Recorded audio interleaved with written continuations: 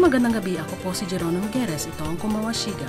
Ang programa ngayon ay magpapakilala kay Ginoong Austin Moore, isang Amerikano na nangangalaga sa mga tradisyonal na lansangan ng bayan ng Hino.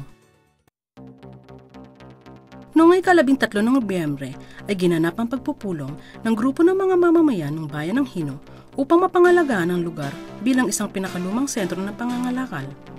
Ang leader ng grupong ito ay isang Amerikano na si Ginoong Austin Moore, 49 taong gulang.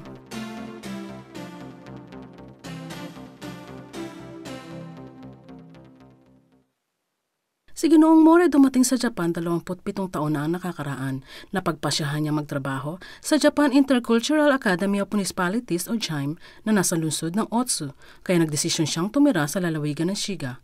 Noong una pa lamang ininais na niyang tumira sa isang lumang bahay ng mga Hapon.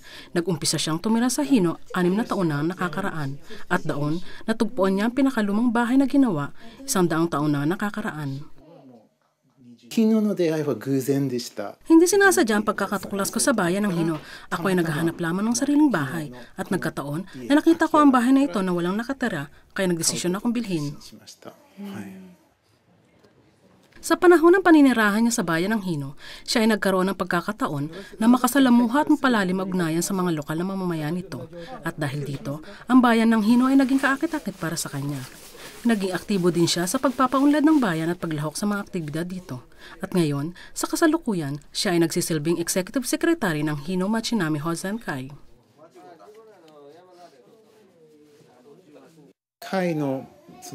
Kung hindi pagbubutihin ang pangangalaga sa presensya ng grupo, ito ay hindi hahantong sa konserbasyon ng mga lansangan. Sa aking palagay, hindi basta may samahan lamang. Ayon sa pananaw ng isang Amerikano, nais kong magkaroon pa ng kaunting pagka-agresibong samahan.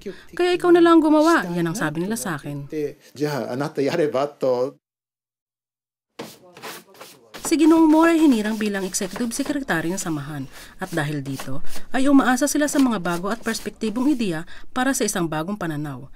Hindi lamang ang pagreserba ng mga lumang bahay, pati na din ang maipaalam ang mga magagandang bagay sa bayan ng Hino sa pamamagitan ng pagtira sa mga lumang bahay ng mga negosyanteng mamamayan at pagkakataon na maranasan ang kasaysayan at kultura nito. Akala namin na ang mga bahay habang naluluma ay bumababa ang kanilang halaga.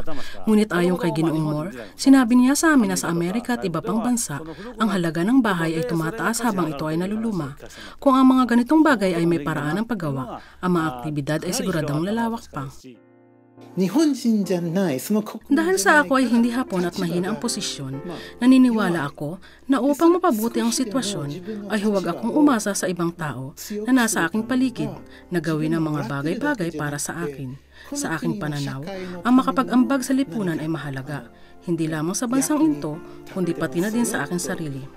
At kung ito ay magiging dahilan para sa ikauunlad at pagbabago ng lungsod, para sa akin, ito ay isang napakabuting bagay.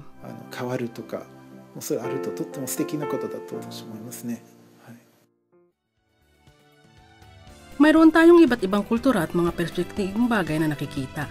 Maaari kang magmungkahi ng mga bagong ideya sa pamamagitan ng pinagsama-samang ideya ng bawat isa. Ito ay magbubunga ng kahanga-hanga resulta. Hanggang dito na lamang.